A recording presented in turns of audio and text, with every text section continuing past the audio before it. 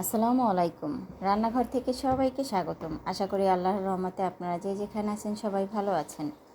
আজকে অসাধারণ একটি রেসিপি আপনাদের সাথে শেয়ার করব। একদমই আলাদা একটা রেসিপি, আলাদা ধরনের রেসিপি একদমই। আজকে আমি ডাল এবং ডিম চচ্চড়ি করব, সেটা আপনাদের সাথে শেয়ার করব। কিভাবে এটা ডাল এবং ডিম আমি চচ্চড়ি করেছি এবং অসাধারণ হয়েছে, খেতে অসাধারণ মজা হয়েছে, সেটা শেয়ার করব। একদম প্রথম থেকে লাস্ট পর্যন্ত ভিডিওটা দেখবেন আশা করি। প্রথমত ডাল এবং ডিমটা আমি কিভাবে চচ্চড়ি করেছি সেটা প্রথমত আমি প্যানে কিছু ডাল, এখানে 1 কাপ পরিমাণে ডাল নিয়েছি। ডালটা ধুয়ে পরিষ্কার করে তারপরে আমি একটা প্যানে বসিয়ে দিয়েছি। এর মধ্যে দিয়ে দিয়েছি পরিমাণ মতো তেল দিয়েছি আর পরিমাণ মতো কাঁচামরিচ দিয়েছি। এরপর দিলাম রসুন, তারপরে দিয়েছি পেঁয়াজ কুচি। এক এক করে এভাবে সব মশলাগুলো আমি এখানে অ্যাড করে দিব। এরপর দিয়ে দেব পাকা টমেটো। পাকা টমেটো দেওয়ার পরে এখন দিয়ে দেব গরম মশলার গুঁড়া এবং জিরার গুঁড়া, আর দিয়ে দিব লবণ। স্বাদ মতো লবণ দেবে, এখানে পরিমাণ মতো লবণটা অ্যাড করে দিবেন এখানে। এখন আমি ভালোভাবে নেড়ে চেড়ে নিব। এটা একদম সুন্দর করে নেড়ে চেড়ে একদম গায়ে গায়ে লেগে যাবে। এই পর্যায়ে আমি এখানে সামান্য পানিটা অ্যাড করে দেব। এটা আমি কষাচ্ছি, ভালোভাবে কষিয়ে নিচ্ছি। একদম সুন্দর করে কষাতে হবে যেন তেলটা বের হয়ে যায়।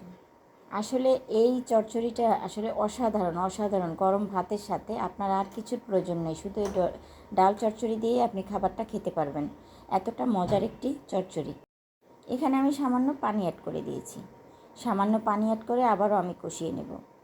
1 মিনিটের মতো কষাতে লাগবে। আমি এখন 1 মিনিটের মতো এভাবে নেড়ে চেড়ে কষাবো। এটা আমি ঢাকনা দিয়ে ঢাকবো না, এরকম নেড়ে চেড়ে দিলে আপনার দেখবেন তেলটা বের হয়ে আসছে। আমার তেলটা একদম বের হয়ে আসছে, সামান্য পরিমাণে তেল বের হয়ে আসছে, দেখতেই পাইতেছেন। আর একটু হালকা পরিমাণে কষাতে হবে আমাকে। এই পর্যায়ে আমি এখানে পানিটা অ্যাড করে দেব। আমার কষানোটা একদম হয়ে গেছে, আমি এখানে পানিটা অ্যাড করে দিয়েছি।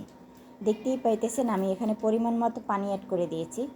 আর এখন আমি এইটা বলকানোর পরে যখন অর্ধেকটা পরিমাণ হয়ে যাবে তখন আমি এখানে ডিমগুলো দিয়ে দেব। এভাবে রান্না একবার হলেও খেয়ে দেখবেন। ডিম তো অনেকভাবেই রান্না করে খেয়েছেন, এভাবে ডাল চচ্চড়ির মধ্যে খেয়ে দেখবেন ভীষণ মজার একটি খাবার হয়ে যাবে আপনার। যখন অনেক সময় আছে বাসায় কিছুই থাকে না, হঠাৎ করে রান্না করতে হয়, তাড়াহুড়ো করে রান্না করতে হবে, তো এভাবে যদি আপনারা ডাল এবং ডিমটা রান্না করেন দেখবেন অসাধারণ একটি খাবার হয়ে যাবে। গরম ভাতের সাথে আপনার আর কিছুর প্রয়োজন হবে না। এটা একদমই খুবই সুন্দর একটা রেসিপি। যাই হোক, আল্লাহ হাফেজ, সবাই ভালো থাকবেন। আর আমার রান্নাটা কেমন হয়েছে অবশ্যই আমাকে একটা কমেন্ট বা একটা লাইক করে জানাবেন। আল্লাহ হাফেজ সবাইকে।